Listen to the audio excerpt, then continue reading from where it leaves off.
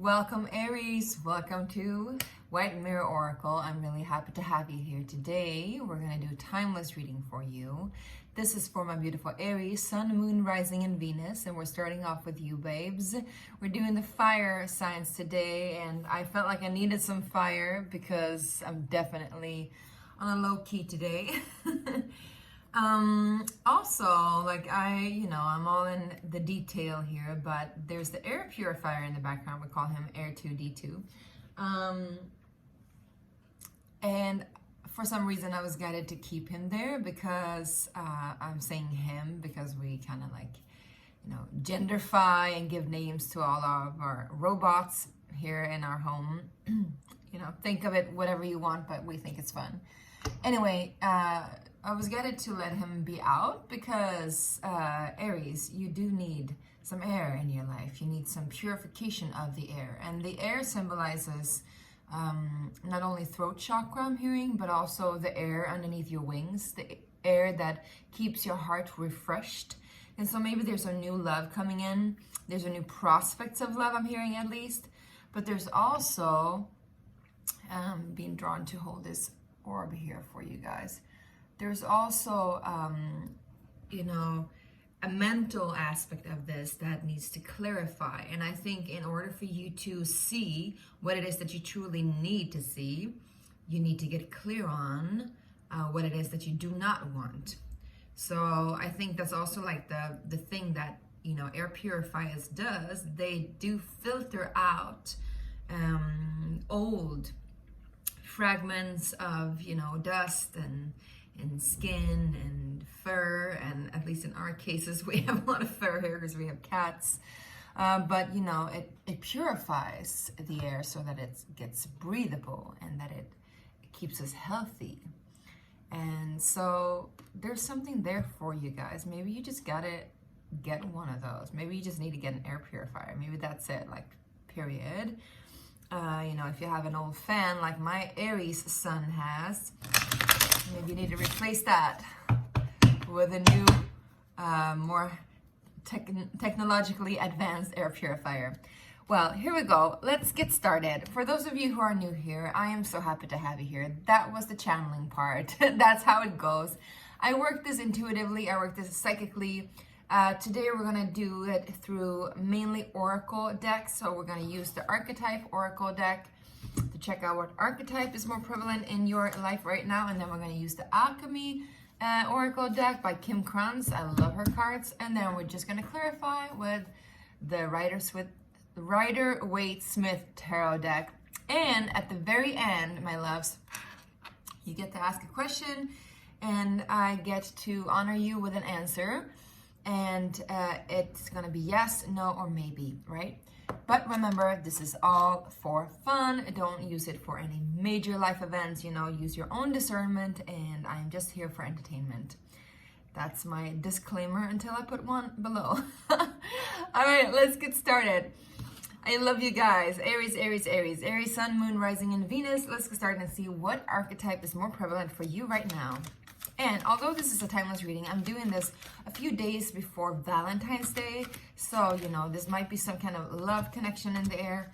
Interesting, we do have Addict and Alchemist coming up. I don't know. I feel like they needed to pop up, but they need to go back in again for some reason.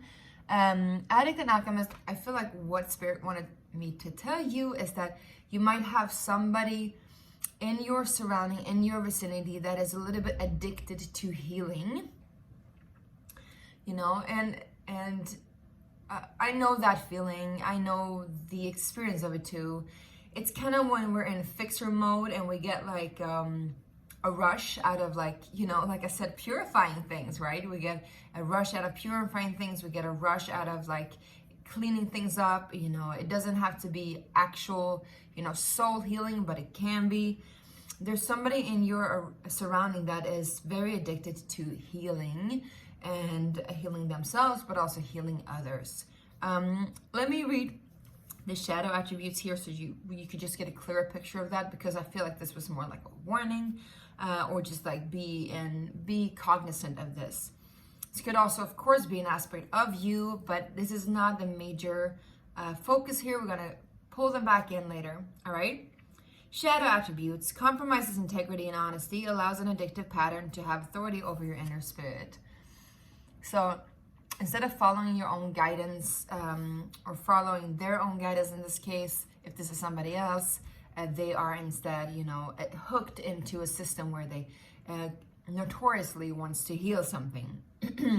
The alchemist is the idea of transformation of base motives and goals into golden wisdom. However, the shadow attribute is misuse of the power and knowledge that come through spiritual practices. So it could be somebody, like I said, that is like spiritually connected, very much so, but they are not really being clear on what their underlying motive is. And they could be addicted to this. I'm also getting lover here, and the lover came up in the Libra energy, so it could be a Libra that is connected to you. You might want to check that out, right? Anyway, let's see what's going on for my beautiful Aries. Aries, Aries, Aries. We got Rebel, yes. Boom, boom, boom, boom. And then we got Goddess in the back. So I think you are also somebody who are very much like on the head front. Like Aries, you're the pioneers, right? But you're in the head front for healing the divine feminine too, I'm hearing. The Rebel, light attributes, challenges authority to affect social change, rejects spiritual systems that do not serve inner needs. So that also makes sense if you're dealing with this person who are addicted to alchemy or addicted to healing, addicted to spiritual practices or some kind of shadow work, for example. You could definitely be attracting them because the thing that you have in common is that you reject those spiritual, you know, practices that like delve into the shadow of addiction, and they want to reject it, but they're not able to. So maybe you have some key codes for them to like open up, and maybe you guys can learn something from each other. The shadow attribute here is rejects legitimate authority out of anger, rebels out of peer pressure or fashion. So, you know, I always tell my kids that everybody born in the 80s were like born to be rebels. And we're kind of like the shadow attribute of that. I'm like making fun of it now, but I love it. It's like we're just rebelling for the cause of rebelling. We're just here to, but listen, also each shadow attribute of everything, it holds a purpose. It holds a purpose because it shows us something. It's like a mirror, it shows us something. So even if you're just rebelling just for the cause of rebelling, you know, that could play its purpose for you right now, Aries. All right? Just make sure that you're not like, you know, overriding your own system or hurting anybody in the meanwhile of it. But I don't think you are. I feel like maybe you just got to rebel, you know, get on that motorcycle and get lost, right? All right, we have 3 different cards here for you guys at an alchemy deck. We have a 10, and we have the despicable face, but in reverse. And then we have a rotatio or rotation. Interesting, interesting, interesting. All right. I definitely feel like rebelling is a good thing right now, right here for you guys. So, starting off with 10. 10 is like 10 foil, right? 10 is a very, very fragile, however, very reflective energy. I feel like this talks about you or some qualities that you have. You could be like appearing to be strong, like metal, right? Like a tin man or a tin can or whatever, right? Remember in, what was it? Dorothy, what is it called? The Wizard of Oz, the Tin Man, what he wanted was, wasn't it, he wanted a soul or he wanted spirit? What was it? The lion wanted a heart. The scarecrow, I don't remember, but the Tin Man wanted something. Whatever that Tin Man lacked is something that you actually have, but you feel like you don't. If you know what it is, please write below, right? Anyway, I'm also getting drawn to something about Saturn. That Saturn has really affected you lately. And this is also why, you know, it's been feeling like whatever cycle you've been in, whatever cycle you feel like you need to rebel against, you know, it could be like everyday cycle, everyday, you know, experience of the routines that you have, the daily rituals you have, whatever it is, your work life, your work environment, your relationship to your loved ones, to your family, to your friends, to your partner, whatever, right? There's some kind of routine that you've been stuck in for a while, and I feel like Saturn has been like almost like whooping your ass, like. So you've been growing thinner and thinner and thinner, and now that you're so sensitive and so fragile, you're like, I gotta get the heck out of here. Like something has to change. I gotta rebel just for the cause of it, you know? I gotta reject these notions of needing to be a certain way, needing to appear strong when I'm not, and also needing to stick to a routine when it's not really serving me. I'm really being drawn to this despicable face in reverse. So let's read about it, all right? Let's see, the despicable face. Interesting. I think it's, you know, intuitively what I pick up on is we got the, what is called the Tibetan Book of the Dead. I've read it a little bit from time to time, and it's interesting because, you know, it has its roots in Buddhism, but it's very shamanic, I would say, very shamanic. And it's very beautiful because it talks about what happens before you die, how you prepare for dying, but also what happens during death and after death with the soul. I just saw 11:11, so that could be something for you. And it talks about the 8 different portals or the 8 different realms. I'm not going to spill all the beans. You can read it yourself if you want. But I feel I'm drawn to this. I don't think it's 8. 1, 2, 3, 4, 5, 6, 7, 8, 9, 10, 11. So again, 11:11. There's something here about 11. And I feel like once you've reached those different phases and you, because in each of these realms, there's a monster. And it happens after death, right? So the soul meets these monsters in each of these different 8 realms. And in each realm, the monster grows like more hideous, more despicable, right? And the fear in the soul is needing to be like, you know, almost exorcised out of it in order for it to realize that it can be free from these, you know, this rotation or these traps, so to say, of like thinking that it's a loop that goes on forever, when it's really not. When they realize that the act of rebellion is to awaken, and to awaken and see that all these monsters are you too. They're a part of you. And once you realize that they are a creation of you, which fear is, right? Fear is just a result of us believing in some kind of notion that is not true. It's a falsity. So when we realize that falsity, we break out of the spell and suddenly we're free. And it's the same with Dorothy and the Wizard of Oz. So there's something there for you guys. All right, let's just see. I've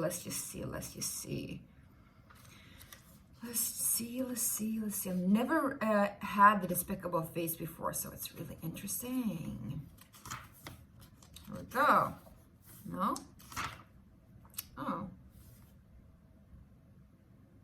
Oh, sorry. I just lost track. I'm reading it upside down. Bear with me. All right, I found it. So, the despicable face is what is hidden, unaccepted, and shamed. The despicable face is never seen, rather, it is kept in hiding to save outward appearances. This card appears when something below the surface wants to be witnessed in order to be transformed. And I just feel like your surface is very thin now, because thin is reflective for a reason. It reflects so it doesn't have to get into itself, right? There's some kind of, what would you say, like a protective energy about it, right? It reflects the light, but it doesn't get underneath it. But what happens underneath it is a very, very thin veil. And what's underneath it is like this stuckness of rotation and a need to rebel out, right? I'm hearing Rebel, Rebel with David Bowie. And there's also this one by Motoboy called Rebel or Ride My Wild Motorcycle or something like that. You should listen to that. Everyone has their own version of the despicable face and their own reasons for assuming it is an abomination. It could be a buried resentment, an insecurity, or a physical characteristics that hold us back from expressing our true self. Remarkably, once revealed, it is not despicable at all. It is human. It is interesting. What once was thought of as an error becomes an asset on a journey of alchemical transformation. This card connects us to others and to humanity as a whole. Through acceptance, we lift the veil of perfection and reclaim our energy. Honesty and acceptance are the balm that heals the most tender of our wounds. So, with that being said, because it came in reverse, I just feel like you're at this place where like some kind of shame or guilt or something deep hidden is coming up to the surface, and you're like, wow, F it. I'm just gonna be myself, and I'm just gonna be all of me, and I'm not gonna be apologetic about it at all. I'm gonna be all of me, and they're gonna take it whether they like it or not. That kind of energy, which is cool. And it could be related to this person also, like, or you could have been in an environment, for example, where somebody's like, oh, we need to heal, and you know, we need to alchemize this, but there's like this shadow loop to it. Or this could actually be your shadow that is coming up right now, like some kind of aspect where you're like thinking that you always need to perfect something and make the best out of it, when you in reality don't. Actually, we're so far along right now, where I just saw 555, that we're just gonna go a little bit into and see what it is that you're rebelling against and what it is that you're breaking free from. And then we're gonna go ahead and ask the question with the pendulum. If you haven't subscribed already, Aries, make sure to do so, please. Of course, if you don't want to, you don't have to. If you like it, give it a like, give it a thumbs up, okay? It's just so it helps the algorithm let me know, and lets the algorithm know that we are on the same wavelength. King of Swords, there's some kind of clarity coming in. Yeah, you got the Magician here too, so definitely alchemy. Surrounding healing, surrounding manifestation skills, surrounding alchemical aspects of your life, but also surrounding empowerment and breaking free. And then I'm hearing, I want to break free. I want to break free from this. I got to break free. Oh no. Oh Lord, I got to break free. We got 2 of Wands, babes. Yeah, so let me see. You're looking back at the world, but you're seeing that it has its roots in something that went way back in your family. Could have been, you know, ancestral healing that you're doing. If you're dealing with a Libra, you know, or you have very big Libran aspects in your chart, you should definitely watch the Libra reading. It was all about this, breaking ancestral curses. I also do feel like you're heading in a direction where you want to build your own legacy. You want to build your own truth. You want to build your own heritage. And you're done with dancing after other people's pipes. Yes. Because then we got that 4 of Wands and Judgment. So you're calling it out. Calling it out for sure. So, for example, if you're in a marriage, if you're in a committed relationship, or some sort of like a connected family situation, so to say, where you are like, where you built a home together, you built a family together, all that. I feel like you are gaining a lot of clarity in that regard, and you're calling the shots from now on. You're like, no, this is not working, and this is what I want.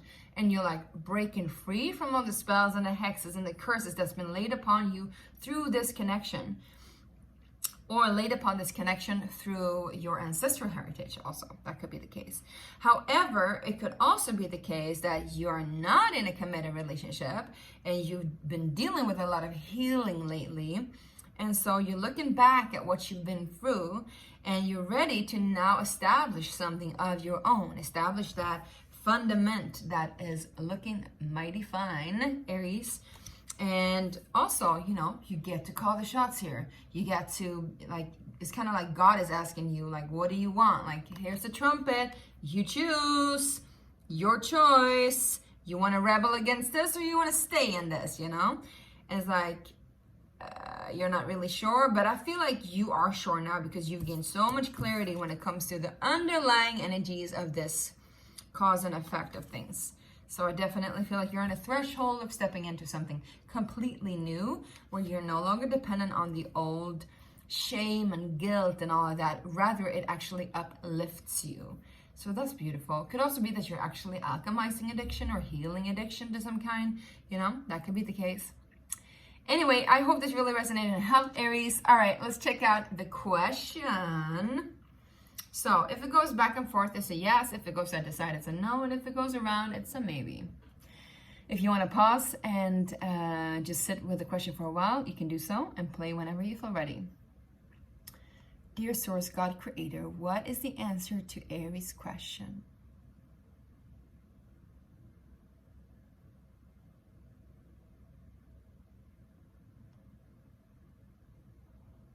It's a clear no, my loves. It's a no.